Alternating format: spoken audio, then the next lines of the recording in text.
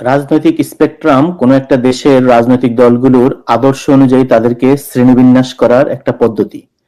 যেমন রাজনৈতিক আদর্শ অনুযায়ী দলগুলোকে বাম, ডান, মধ্য ডান, চরমপন্থী ইত্যাদি ভাগে ভাগ করা হয়।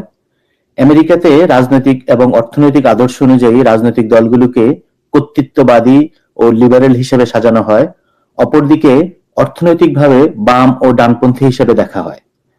এমনকি রাজনৈতিক ব্যক্তিত্বদেরকেও ডান, বাম, লিবার্টারিয়ান, কর্তৃত্ববাদী এভাবে সাজিয়ে দেখা হয়।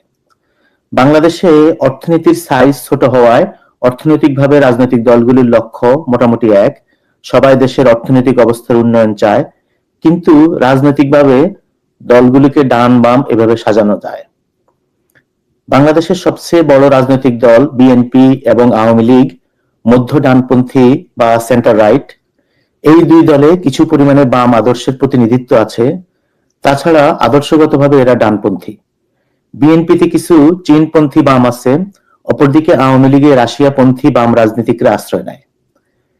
সিপিবি, বাসদ এরা বামপন্থী দল। আওয়ামী লীগের প্রতি এদের আকণ্ঠ সমর্থনের কারণে এদেরকে সেন্টার লেফট বা মধ্য বামপন্থী দল বলা যেতে পারে।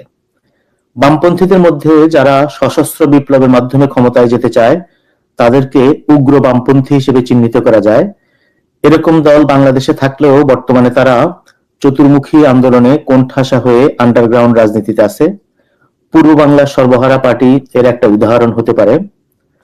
বাংলাদেশে অনেক ছোট ডানপন্থী দল আছে, এর মধ্যে জামাতে ইসলামী বাংলাদেশের নাম উল্লেখযোগ্য।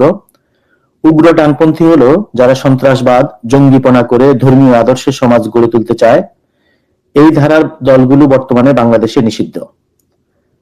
বর্তমানে ছাত্ররা নতুন রাজনৈতিক দল গঠন করলে সেগুলিও মধ্য ডানপন্থী হবে বলে মনে হচ্ছে, কারণ বাংলাদেশের মতো দেশে মধ্য ডানপন্থী বা সেন্ট্রিস্ট দল ছাড়া অপর কারো পক্ষে রাজনৈতিকভাবে সফল হওয়ার সম্ভাবনা খুব কম।